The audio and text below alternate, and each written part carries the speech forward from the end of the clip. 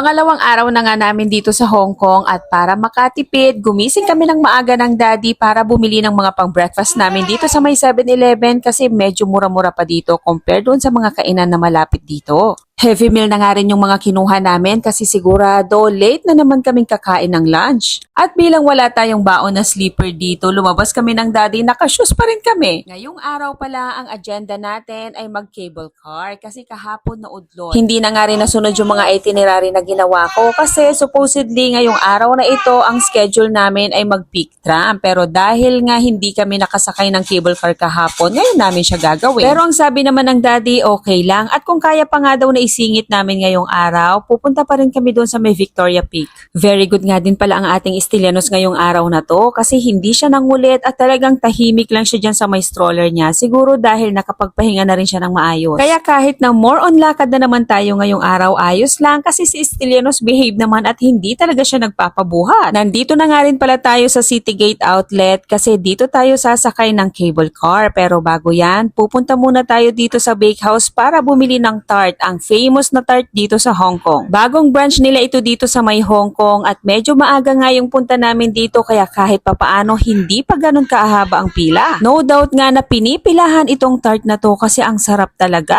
12.50 Hong Kong dollar ang isang piraso at kumuha ako ng 3 box. Bali 18 pieces lahat yun. Ang akala ko nga aabot nga din hanggang sa pagbalik namin sa hotel yung tart na binili ko kasi medyo madami-dami nga akong binili pero hindi pa kami nakakalayo ng pupuntahan namin. Abay ubos na. Hindi nga din kami makarating-rating doon sa may terminal ng cable car kasi nakita na naman namin itong building na to at medyo natuwa kami kasi ang ganda niya kaya nagpa-picture muna kami dyan. At mas lalo kaming tumagal kasi si Stylianos naglaro pa siya ng kanyang monster truck. Ang lawak din kasi ng space dyan kaya tuwang-tuwa siyang maglaro. Kaya hinayaan na lang muna namin para hindi masira yung araw niya at pagkatapos niyan pumila na rin kami. At dahil weekdays, mabilis lang ang pila dito sa may cable car. Tapos advantage pa na meron ka nang naibook na ticket before ka pa pumunta dito kasi iba yung line nyo, mas mabilis doon. And after 15 minutes ng pagpila namin, heto na, sasakay na tayo ng cable car. Ang kukunin lang sana namin yung standard na cable car, yung hindi salamin yung tapakan, pero dahil gusto ng mga bata yung ganito na salamin para may thrill daw, ito na yung kinuha namin kahit na medyo natatakot tayo sa ganito dahil ang taas-taas ng aakyatan natin. One way nga lang din pala ang kinuha namin kasi ang gusto namin pagdating namin doon sa may Ngongping Village, magbabas na kami pababa. At nung ang view na nga namin dito ay ganyan mga puno-puno, ang sabi ni Stylianos, dinosaur daw. Meron daw dinosaur doon sa may ilalim namin. At kung may plano kayong pumunta ng Hong Kong para mamasyal, isama nyo na ito sa bucket list ninyo dahil worth it ang ibabayad nyo dito. At yung akala ko nga kanina na nakakatakot dahil salamin yung sahig, hindi pala dahil mas na-excite ako nung nasa taas na kami. Malalaman nyo nga rin pala na malapit na kayo sa may Ngongping Village kapag ka nakita nyo na si Buddha. At dahil nandito na rin lang naman tayo, pupuntahan na rin natin siya. Ang dami nga rin palang mga shops dito pero hindi na namin sila pinuntahan or pinasok isa-isa kasi wala naman kaming planong bumili. Ang goal kasi talaga namin ng pagpunta dito sa Hong Kong ay mamasyal at mag-enjoy. At kung meron kaming magustuhan na mabili, sige okay lang, bibilhin natin pero kung wala, okay lang din. Medyo malayo pa nga rin pala ang lalakarin simula doon sa binabaan namin sa may cable car papunta dito sa Buddha. Kaya hanggang dyan na lang kami sa baba at hindi na nga kami sumubok na umakyat pa kasi hindi na talaga kakayanin ng mga binti namin.